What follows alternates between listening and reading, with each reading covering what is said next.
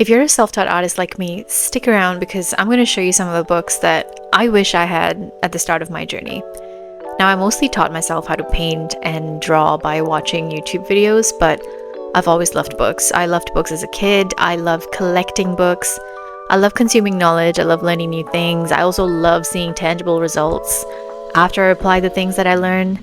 And what I'm about to show you today is not even half of my entire collection, but these are the books that I found to have had the most impact on my artistic journey. So let's get into it. The first one that I'm going to talk about is one on mindset. This is something that I started reading recently. It's called The Artist's Way by Julia Cameron. Now, I don't really have a physical copy because I've been reading it on my Kindle. It's had such a huge impact on my psyche as an artist and as a human being, just trying to live my life. And I'm not even halfway through. So if you're a creative person and you're feeling stuck, uninspired, or just creatively blocked, this book is definitely for you. I think the main takeaway for me are the morning pages, which I've been diligently doing. Like, you just write whatever you want. You fill through pages with your uninhibited thoughts. It's, kind of like a safe space where you don't judge your thoughts, you kind of just observe them as you put them down on paper. You have to have an open mind for this to work, and I cannot wait to see where I end up once I finish this book. So it's something I would definitely recommend to every single artist that I ever meet. So now we're moving on to the books that actually taught me my art fundamentals. The first one that I think deserves a mention is Space Drawing Perspective Volume 1 by DongHo Kim.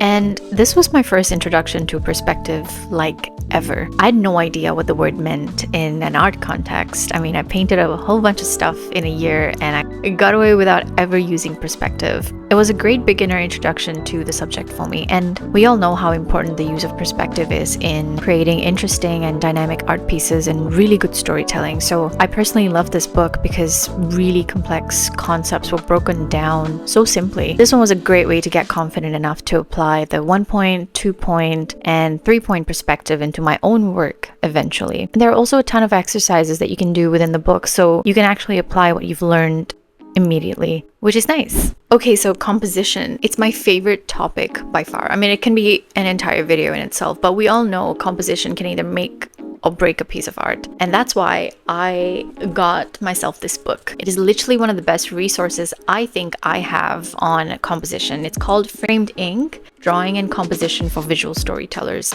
It taught me how to create better compositions for my illustrations. It taught me how to be intentional when I'm composing my work of art and the different subjects in a painting. I also learned quite a bit about camera angles and lenses from this book, as each of them serves a different purpose in storytelling. And also the art style. I mean, the drawings in this book are beautiful, absolutely gorgeous. I love the really inky, graphic novel, comic book look. This one's pretty easy to go through, I think. I studied everything in a day. Color and light. I cannot recommend this book enough. I don't think my art would be what it is today if it weren't for this book. Color and light is such a huge part of my work, and this book is great for anyone wanting to go in depth in this topic. It explores basic concepts like values and how color affects light and vice versa. It also explores different lighting scenarios and how relative color is. And color and light is something I think we will continue to learn probably for the rest of our lives as artists. So this book is always a good resource to have on hand because you're probably going to go back to it from time to time, just like me. Another addition to this is the Color and Light. The Master series. This one is probably the most in-depth book I have on color and light and value that I've ever read. It's filled with so much technical knowledge. Definitely takes a while to study, but I initially got this one because I'm a huge fan of Nathan Fowkes. And if you don't know him, he's a concept artist in the animation industry. And one of my favorite projects that he worked on was Prince of Egypt. So if you haven't watched that, you've got to, because the color and set design of the entire film is absolutely beautiful. He also teaches on schoolism.com, which I found to be a great resource for when I was learning how to paint. And this book is also catered towards digital artists, which is the kind of work that I do now. I started off traditionally, but I primarily just paint in Photoshop and Procreate now. However, I do think the concepts regarding color and light can be applied to, across all art mediums. So if you can get it, I would recommend it. Although I think The Color and Light by James Gurney is like, if you have that, you're gold. You're golden. Last but not least, I think books on anatomy. The one that I have is called Anatomy for Artists, Drawing and Poses by Tom Fox. He's actually an artist on Instagram, and that's how I found out about this book. It's a really great reference for anyone looking to improve their anatomy skills. I mean, anatomy is one of the most complex things to master, in my opinion. The human body is so complex, so varied, and so different from one another. So it really helped for me to see the human body as simple forms or simplest shapes, as opposed to directly how we view the body. For example, when we look at our arms, you can easily simplify the shape with a cylinder, as opposed to accurately trying to capture it as an arm, if that makes sense. This book goes through a lot of those shapes and forms in perspective as well, which is such a challenge for me to draw the human body in perspective or foreshortening and things like that. And it also helps you visualize forms in 3D, which I know is a struggle for a lot of us. Next one I have is the Morpho Anatomy for Artists series, and I think my favorite one has to be the one I have on fat and skin folds. I think it's helped me really study how to create diverse human characters and actually also allow me to observe from life, because really we're all very different from one another. There isn't one body type, there isn't one body shape. So I think this book has helped me kind of expand the range of the characters that I like to draw and create. And now for books that make me want to get up and paint on the days I cannot be bothered. These books inspire me and make me want to be a better artist. Windows to the World by Devin Kurtz has got to be one of the first ones on the list. She's pretty huge on Instagram if you don't already follow her, and her work is such a huge inspiration to me, especially the way she uses color and light. She's also excellent at visual storytelling and composition. Like, her paintings always pull you in as a viewer, and that's something I have always loved about her work. She also takes you through her process of a painting from start to finish, and it's always nice to get in the head of an artist and learn why they make certain compositional choices or certain color choices.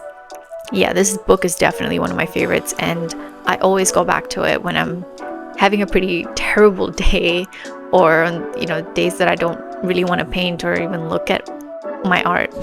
The next one I have is pretty special. This is one of the first art books that I got, or I even learned any of the fundamentals. I found Loish at the start of my art journey. This is one of the 3 books that she created. I have all 3. She has such a unique art style, and I absolutely love how gestural and loose and expressive a lot of her work is. I love how she approaches human anatomy, and the way she uses color for her character designs is amazing. It's so inspiring. Her brushwork, there's always so much energy in all of her paintings, and I'm not one of those artists that keep a sketchbook running, but she's one of the few people in the world that make me feel like I should invest in one. This one is if you like backgrounds and environments like I do. I'm pretty partial to Disney because so much of my childhood artistic inspiration came from the Disney movies I watched growing up. I love how varied the art styles are in this book too, so if you ever feel stuck and want to switch up the way you draw, paint something, I highly recommend getting this book so you can flip through it. It inspires me anytime I have an art block, and also it has such beautiful imagery, and it's just so nostalgic for me to flip through this book. I just feel like a kid again. Last but not the least, I have The Art of Princess Mononoke by Studio Ghibli. And if you haven't watched any Ghibli films, what are you doing? You're missing out. And I think the book speaks for itself when I say it's filled with a ton of inspiring concept art, beautiful still shots from the film. I also love the Ghibli art style. It's so magical, yet it feels like it's grounded in reality. And that pretty much sums up the list of the main books that I studied while I was teaching myself art. And they are books that I will continue to revisit from time to time. So I hope this was helpful to anyone that was watching and for those on their journey to becoming artists. Let me know what some of your favorite books are, and I'll see you in the next video. Thank you for watching.